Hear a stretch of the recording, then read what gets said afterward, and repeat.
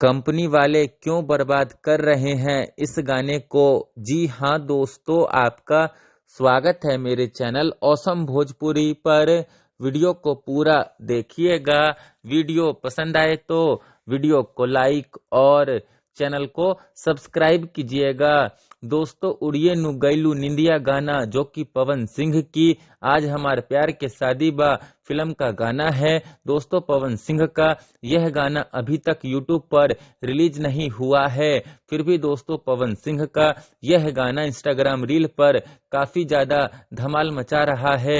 दोस्तों, पवन सिंह का यह गाना पिछले कई दिनों से इंस्टाग्राम रील पर ट्रेंड कर रहा है और अभी फिलहाल दोस्तों पवन सिंह का यह गाना इंस्टाग्राम रील पर 24 नंबर पर ट्रेंड कर रहा है। साथ ही दोस्तों पवन सिंह के इस गाने पर अब तक 60,900 के करीब इंस्टाग्राम रील भी बन चुका है। दोस्तों, भोजपुरिया दबंग सॉन्ग्स यूट्यूब चैनल वालों को इस गाने को जल्द से जल्द रिलीज कर देना चाहिए ताकि यह गाना इंस्टाग्राम के साथ साथ यूट्यूब पर भी धमाल मचा सके और एक बड़ा गाना बन सके। दोस्तों, पवन सिंह का यह गाना एक रोमांटिक गाना होने वाला है।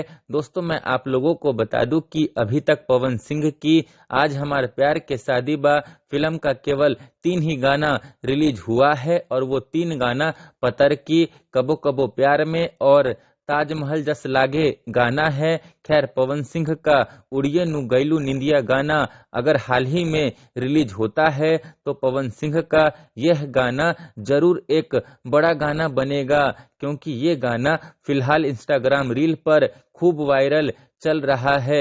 अब यह देखना दिलचस्प होगा दोस्तों कि भोजपुरिया दबंग सॉन्ग्स यूट्यूब चैनल वाले इस गाने को कब रिलीज करते हैं। खैर, फिर मिलते हैं दोस्तों किसी नए वीडियो में। वीडियो पसंद आए तो वीडियो को लाइक और चैनल को सब्सक्राइब कीजिएगा।